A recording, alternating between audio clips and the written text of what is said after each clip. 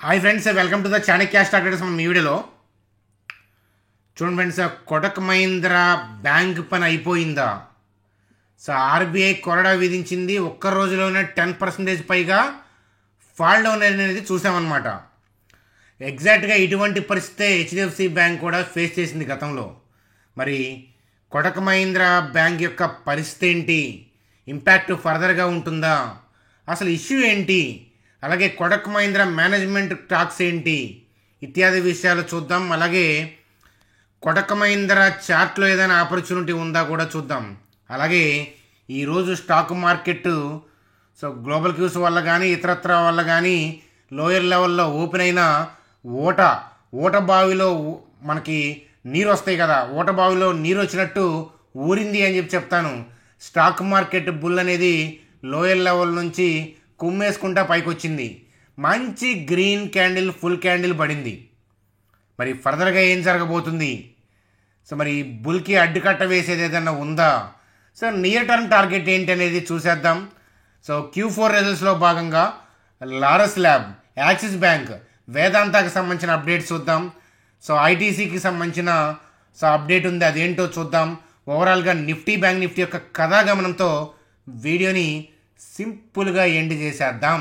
చూడండి మంచి వీడియోలోకి వెళ్ళే ముందు మన ఛానల్ వీడియోని లైక్ చేయడం అనేది మన జన్మ హక్కు, కాబట్టి వీడియోని లైక్ చేసి కంటిన్యూ చేద్దాం. అలాగే కొత్తగా వాచ్ చేస్తున్న వాళ్ళని సబ్స్క్రైబ్ చేసి బెల్ ఐకాన్ క్లిక్ చేసి ముందుకు కదలండి అని చెప్తాను. మీకు మన ఛానల్ లాంగ్ రన్లో ఏంటంటే బెనిఫిట్ అవుతుంది ఖచ్చితంగా. చూడండి సార్, కోటక్ మహీంద్రా మీద అంటే కోటక్ మహీంద్రా బ్యాంక్ మీద ఆర్బీఐ ఏంటంటే రిస్ట్రిక్షన్స్ విధించిందనమాట. ఏంటి అంటే on boarding new customers via online.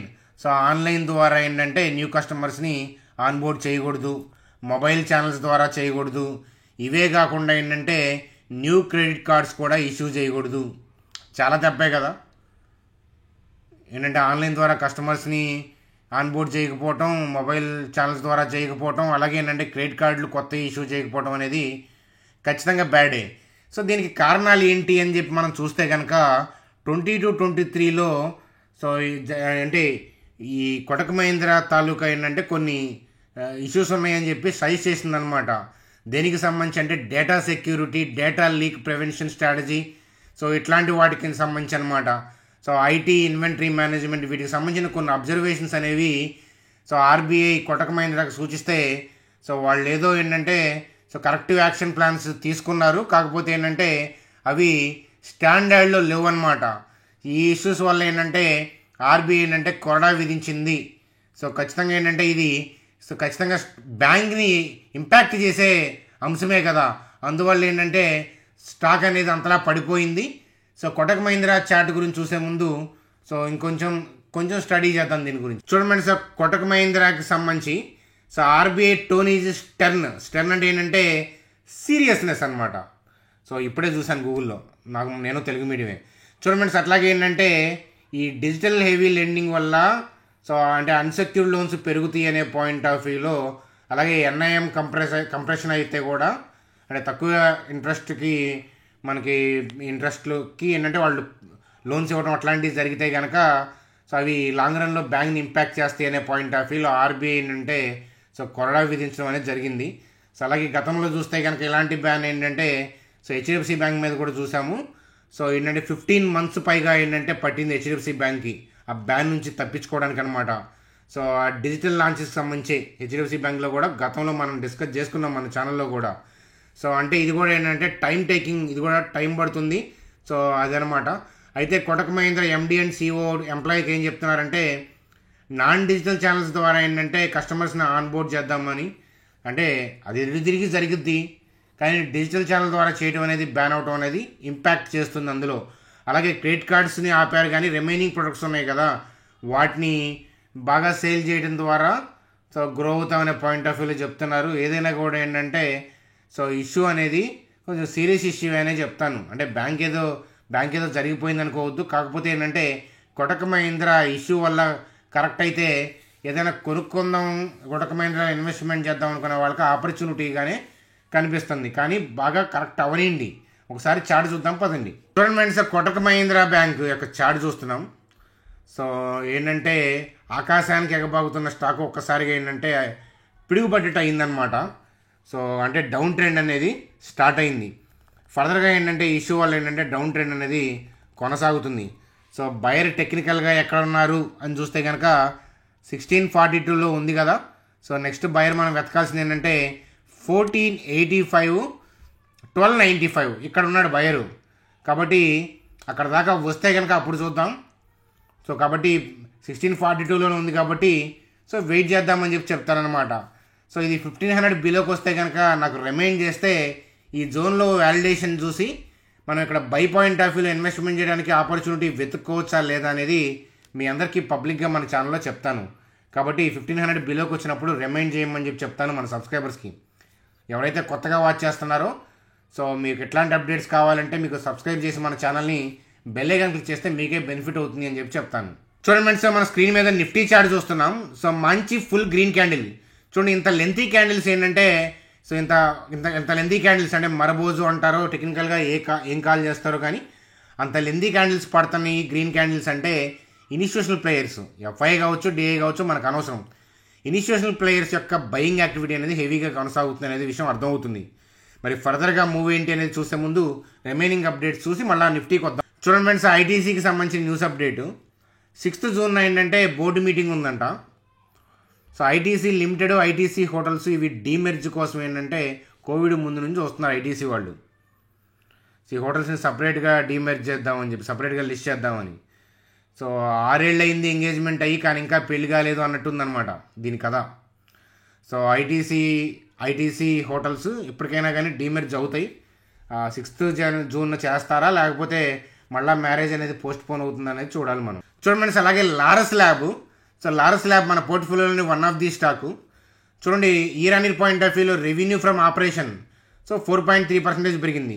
So quarter point of వ్యూలో 20% పెరిగింది. ఇది మనం అబ్జర్వ్ చేయాలి. ఎందుకంటే వాళ్ళు చెప్పారు ఈ క్వార్టర్ గురించి గతంలో అంతకుముందు క్వార్టర్ కన్నా కూడా ఇది మంచిగా పర్ఫామ్ చేస్తుంది అని. అంటే ఓవరాల్గా సెకండ్ హాఫ్ బాగుంటుంది అని చెప్పి అన్నారు ఈ ఫైనాన్షియల్ ఇయర్లో. సో కానీ Q3 బాగున్నప్పుడు ఏంటంటే Q4 చాలా బాగుంటుంది, మేము Q3 అని చెప్పలేదు సెకండ్ హాఫ్ అని చెప్పారు. సో అది ఒకసారి మనం గుర్తెచ్చుకుంటే కనుక రెవెన్యూ అనేది క్వార్టర్ పాయింట్ ఆఫ్ వ్యూలో పెరిగింది. నెట్ ప్రాఫిట్ అనేది 226% పెరిగింది క్వార్టర్ పాయింట్ ఆఫ్ వ్యూలో.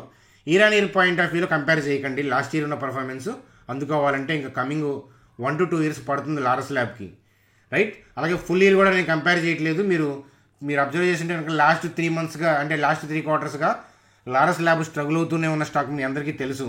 కానీ రికవర్ అయ్యి 1 to 2 yearsలో మంచి రిటర్న్స్ అనేది ఇస్తుంది. ఆల్రెడీ ప్రైస్ పాయింట్ ఆఫ్ వ్యూలో మనకి గెయినే కనిపిస్తున్నా ఈ స్టాక్ దాని స్టాండర్డ్స్కి వెళ్ళిపోతే 800, 900, 1000 ఆ లెవెల్ దాకా అయితే కనుక ఈజీగా వెళ్ళిపోతుంది అనేది నా నమ్మకం అనమాట. అందుకే నేను లోయర్ లెవెల్లో ఇన్వెస్ట్మెంట్ చేసుకున్నాను. మీకు కూడా వ్యూ అనేది పలుమార్లు ఇచ్చానమాట. సో అలాగే ఫుల్ ఇయర్లో ఏంటంటే రెవెన్యూలో పెద్ద ఇంపాక్ట్ ఏం లేదు కాబట్టి పెద్దగా చెడుగా చూడాల్సిన అవసరం అయితే లేదు. సో అదనమాట. అంటే నాకు ఇండివిజువల్గా దీంట్లో హోల్డింగ్ ఉంది కాబట్టి అలా అనిపిస్తుంది మీకు అనిపించవచ్చు. అది కూడా కరెక్టే. కానీ ఏంటంటే లారస్ ల్యాబ్ మీద వాళ్ళ ప్రొడక్ట్స్ మీద నమ్మకం అనమాట. కాబట్టి హోప్ఫుల్లీ 1 to 2 yearsలో ఏంటంటే మంచి రిటర్న్స్ చూస్తాం. మనకి ఆ గ్రోత్ అనేది నెక్స్ట్ క్వార్టర్ నుంచే మనం చూడొచ్చు ఈజీగా. అది ఆ గ్రోత్ అనేది కనిపిస్తుంది నెక్స్ట్ క్వార్టర్ నుంచే. అలాగే ఫైనాన్షియల్ 25కి సంబంధించి బెటర్ మార్జిన్ ఉంటుంది అనే పాయింట్ ఆఫ్ వ్యూ వీళ్ళు కూడా మేనేజ్మెంట్ కూడా కామెంట్స్ చేశారు. మనం అబ్జర్వ్ చేయాలన్నమాట, కొన్నాళ్ళు వెయిట్ చేయాలి. ఇప్పటికైతే మనకి లాభమే కదా. చూడండి అలాగే వేదాంతకి సంబంధించి సో మనకి year on year point of వ్యూలో 5.7% డిప్ ఉంది. నెట్ ప్రాఫిట్ అనేది year on year point of వ్యూలో 27% డిప్ ఉంది. కంప్లీట్ ఇయర్ కంపేర్ చేస్తే రెవెన్యూలో పెద్ద తేడా లేదు కానీ నెట్ ప్రాఫిట్లో 60% దాకా డిప్ ఉంది. సో వేదాంత పాయింట్ ఆఫ్ వ్యూలో రిజల్ట్స్ని ఒకసారి అబ్జర్వ్ చేయండి. చూడండి అలాగే యాక్సిస్ బ్యాంక్ యొక్క రిజల్ట్స్ వచ్చాయి. సో ఓవరాల్గా ఇంట్రెస్ట్ ద్వారా ఎంత రెవెన్యూ జనరేట్ అయింది అనేది దాంట్లో growth year on year point of వ్యూలో 21% పెరిగింది. నెట్ ప్రాఫిట్ అనేది 224% పెరిగింది year on year point of వ్యూలో. మరి ఎన్పిఎస్ అంటే రీసెంట్ క్వార్టర్తో చూడాలి కదా, NPA year on year compare చేయకూడదు. రీసెంట్ క్వార్టర్తో కంపేర్ చేస్తే గ్రాస్ ఎన్పిఏ తగ్గింది, నెట్ ఎన్పిఏ కూడా తగ్గింది. అంటే ఎన్పిఎస్ తగ్గుతున్నాయి అంటే బ్యాడ్ లోన్స్ తగ్గుతున్నాయి, బ్యాడ్ లోన్స్ తగ్గుతున్నాయి అంటే రికవరీ బాగుంది. సో అందుకే ప్రొవిజన్స్ కూడా తక్కువ చేశారు. గ్రాస్ ఎన్పిఏలో మనకి ప్రొవిజన్స్ కూడా ఉంటాయి కదా. సో ఎప్పుడైతే ఎన్పిఎస్ తగ్గుతాయో ప్రొవిజన్ అమౌంట్స్ మనకి తక్కువ చేస్తారు. కాబట్టి ఏంటంటే కంపెనీ లాభాల వైపు వెళ్తుంది, అసెట్ క్వాలిటీ అనేది ఇంప్రూవ్ అవుతుంది అనమాట. రిజల్ట్స్ అద్భుతంగా ఉన్నాయి. అందుకే యాక్సిస్ బ్యాంక్ యొక్క స్టాక్ యొక్క పర్ఫార్మెన్స్ కూడా మీరు ఈరోజు ర్యాలీ చూశారు. చూడండి ఫ్రెండ్స్, నిఫ్టీ యొక్క చార్ట్ చూస్తే కనుక ఏదైనా రీట్రేస్మెంట్ వస్తే 22,145 22,031 కోసం వెయిట్ చేయమన్నాను, కానీ రాలేదు. రీట్రేస్మెంట్ రాకుండానే పైకి వెళ్ళింది. అందుకనే షార్ట్ సెల్ ఎప్పుడు చేయొద్దు అంటాను అప్ ట్రెండ్లో ఉన్నప్పుడు. ఎందుకని అంటే రీజన్ ఇదే. సో ఎందుకనంటే ఉన్న పళంగా కూడా పెరగచ్చు. మరి ఎందుకు బై చేయలేదు అని అంటే చూడండి, టార్గెట్స్ తక్కువ ఉంటాయి. మార్కెట్ హయ్యర్ లెవెల్లో ఉన్నప్పుడు ఏంటంటే మీరు అగ్రెసివ్గా ట్రేడ్స్ తీసుకుంటే ఇబ్బంది పడతారు. ఈరోజు ర్యాలీ వచ్చింది, ఫుల్ క్యాండిల్ పడింది, నేను కాదని అంటలేదు. సో అలాగే మరి ఈ ర్యాలీ ఎక్కడ దాకా కొనసాగచ్చు అంటే ఈ టర్నింగ్ ఉంది కదా, ఇక్కడ సెల్ ఆర్డర్స్ ఉన్నాయి. ఈ ర్యాలీ తాలూకా ప్రాఫిట్ బుకింగ్ అనేది 22,715 అబౌవ్ 22,818 దగ్గర ప్రాఫిట్ బుకింగ్ అవ్వాలి. కాబట్టి పైకి వెళ్ళే క్రమంలో ఏంటంటే ఎవరైతే ఆల్రెడీ లాంగ్స్లో ఉండుంటారో వాళ్ళు 22,715 దగ్గరకు వస్తున్నప్పుడు ప్రాఫిట్ బుకింగ్ చేసుకోమని చెప్తాను. ఈ టర్నింగ్లో ఏంటంటే కాస్త రీట్రేస్మెంట్ కానీ కాస్త స్లో డౌన్ అయ్యి, అంటే ఇక్కడ బై చేసుకుంటూ వచ్చారు కదా కంటిన్యూగా, కొంత ప్రాఫిట్ బుకింగ్ చేసుకొని కానీ బ్రేక్అవుట్ తేరనమాట. కాబట్టి కొద్దిగా అక్కడ విశ్రాంతి తీసుకునే సమయం అన్నమాట, రెస్ట్ ఏరియా. కాబట్టి ఈ ర్యాలీ అనేది కొద్దిగా స్లో డౌన్ అవుతుంది 22,715 అబౌవ్ అని చెప్తాను అనమాట. అట్లా అని చెప్పి షార్ట్ సేల్ చేయొద్దు. మళ్ళీ చూడండి friends, bank Nifty point of వ్యూలో కూడా మంచి ర్యాలీ వచ్చింది. మనం 47,571 బిలోకి వెయిట్ చేసాము, కానీ దొరకకుండా పైకి వెళ్ళింది.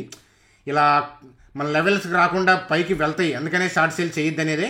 సంథింగ్ ఖచ్చితంగా ఏంటంటే మనకి ఇక్కడ ఈ వాళ్ళ ఎక్కడైతే ఓపెన్ అయిందో అక్కడ నుంచి ర్యాలీ అవుతుంది, అది మనం రన్నింగ్ చూసుకుంటే ఏదైనా ఇంట్రాడే చేసుకోవచ్చు, కానీ ఎగ్జాక్ట్గా మనం ఐడెంటిఫై చేయాలంటే కష్టమైన విషయం. అర్థమవుతుందా? సో అందువల్ల ఏంటంటే లెవెల్ దొరకలేదు, ఇంకొకసారి ట్రై చేద్దాం. కాబట్టి ఏంటంటే అప్ ట్రెండ్లో ఉంది, త్వరలో ఈ హైని దాటుతుంది. ఏదైతే బ్యాంక్ నిఫ్టీ హై ఉందో సో ఆ హైని దాటి 49,056 దాటి పైకి క్లోజ్ అయ్యే అవకాశాలు కనిపిస్తున్నాయి అనమాట. మధ్యలో ఏదైనా బ్రాడ్ వ్యూలో చేంజ్ ఉంటే మీకు టెలిగ్రామ్ గ్రూప్లో అప్డేట్ ఇస్తాను. సో అది ఫ్రెండ్స్ మనకి ఈరోజు వీడియో నచ్చితే లైక్ చేయండి. అట్లాగే సో ఏంజల్ జీరోదా లింక్స్ ఇచ్చాను మన ఛానల్ కింద. సో ఎవరైతే మన సబ్స్క్రైబర్స్ ఉన్నారో మన డిమాట్ గ్రూప్లోకి రావాలంటే డిమాట్ గ్రూప్లో ఉన్న వాళ్ళ పోర్ట్ఫోలియోస్ 40-50% ప్రాఫిట్లో ఉన్నాయి. సో ఎప్పటి నుంచో ఉన్న వాళ్ళు. కాబట్టి మీరు మన లింక్స్ ద్వారా అకౌంట్ ఓపెన్ చేసి మీరు క్రియేట్ చేసిన ఐడిని ఈ కింద ఇచ్చిన మా టీం నెంబర్కి వాట్సాప్ చేయండి. ఐడిని కొద్ది క్యాపిటల్ అయినా పర్లేదు, మీ క్యాపిటల్తో వస్తే లైఫ్ టైం ఇన్వెస్ట్మెంట్ వ్యూస్ మీరు ఫ్రీగా చూడొచ్చు. ఫ్రీ అప్డేట్స్ కావాలి అంటే ఫ్రీ టెలిగ్రామ్ లింక్ ఇచ్చాను, దాని ద్వారా జాయిన్ అవ్వచ్చు. సో అది ఫ్రెండ్స్ ఈరోజు వీడియో. సో మీకు ఏదైనా క్వెరీస్ ఉంటే కామెంట్ సెక్షన్లో అడగండి. అలాగే వీడియోలో చెప్పేయని కూడా నా వ్యక్తిగతమైన అభిప్రాయాలు. మీ ఫైనాన్షియల్ అడ్వైజర్ని కలిసి మాత్రమే డెసిషన్ తీసుకోండి. So bye friends, good day.